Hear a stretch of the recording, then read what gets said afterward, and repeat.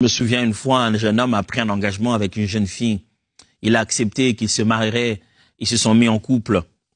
Ils n'avaient pas encore officialisé leur engagement et que ce jeune homme-là s'est détourné. Et à l'insu de celle qui était devenue son épouse carrément, dans le sens où ils vivaient déjà ensemble et qu'ils avaient déjà un enfant, à son insu, il est allé doter quelque part, faire un autre processus d'engagement de mariage à une autre fille. Et il a commencé un autre foyer à son insu. Mais puisqu'ils avaient déjà fait un premier pas de mariage, ils avaient déjà vu la famille et ils s'étaient déjà engagés, cette jeune fille était tellement dans la douleur qu'elle s'est dit, si vraiment ce garçon m'avait fait cette promesse, il m'avait dit ceci, si vraiment il a dit ça, Seigneur, ne laisse pas ces paroles en l'air. À cause de ce qu'il a dit, elle a dû prononcer des paroles qui étaient très dures. Et c'est ce qui est arrivé à ce jeune homme. Durant tout le temps, dans ce soi-disant nouveau mariage, il n'arrivait pas à avoir d'enfant. Jusqu'à ce qu'elle rentre voir cette jeune fille. C'était pas la sorcellerie, c'était pas une malédiction. Mais la fille en a fait appel à la parole qui a été prononcée. Faites attention aux choses que vous dites. Vous posez sur la table quelque chose que tout le monde peut utiliser. Vous pouvez arracher les feuilles du contrat. Mais ne vous laissez pas tromper par l'expression française qui dit « je retire mes paroles ». Hein? Ça se passe pas comme ça, spirituellement.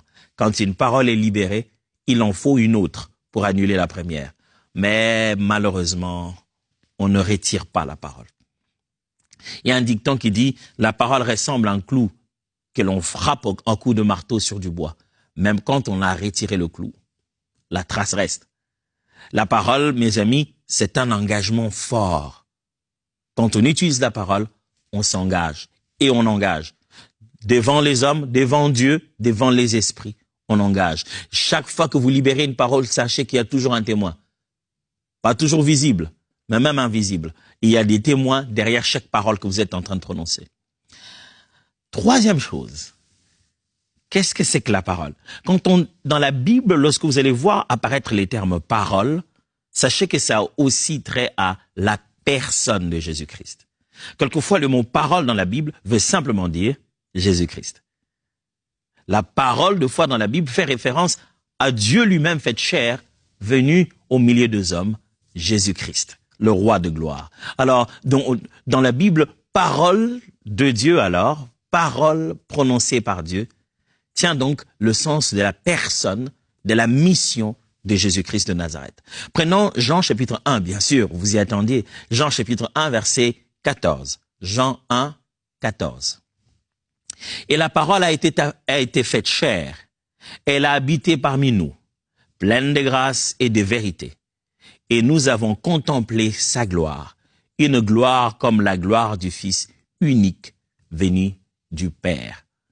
Dans le livre de Jean, au chapitre 1, il introduit ce livre de Jean un peu comme le livre de la Genèse.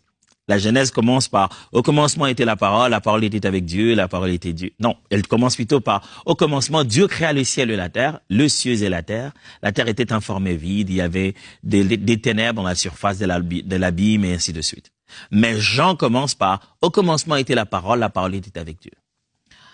L'une des raisons pour lesquelles Jean aborde son thème comme ça, c'est parce qu'à cette époque, il est possible qu'il y avait beaucoup de philosophes. Et la philosophie avait tendance à insister sur l'essence de ce mot logos.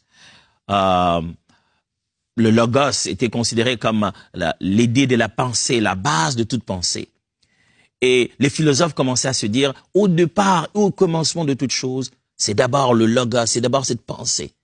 Alors, ici, Jean, par la tentative d'emprunter leur philosophie pour la clarifier, un peu comme ce que Paul a fait à Athènes en disant « J'ai vu un temple qui est consacré à un Dieu inconnu, c'est de ce Dieu-là que je vous parle ».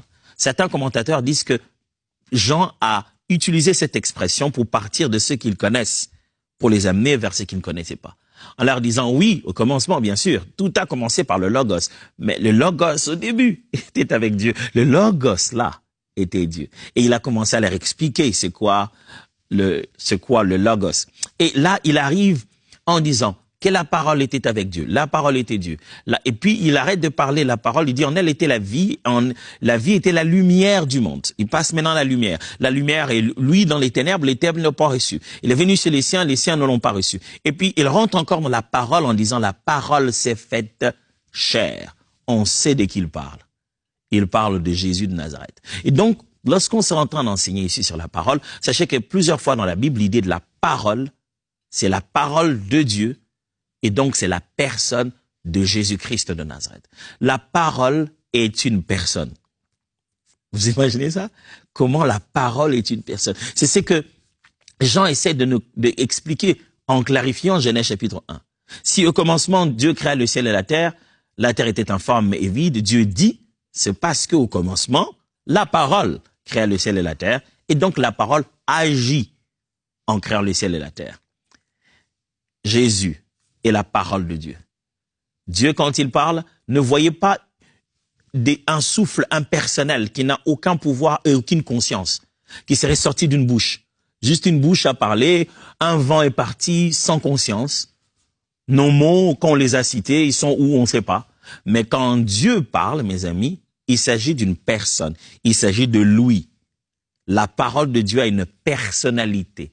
Il s'agit de Dieu lui-même. Alors, quatrième chose, c'est que quand on utilise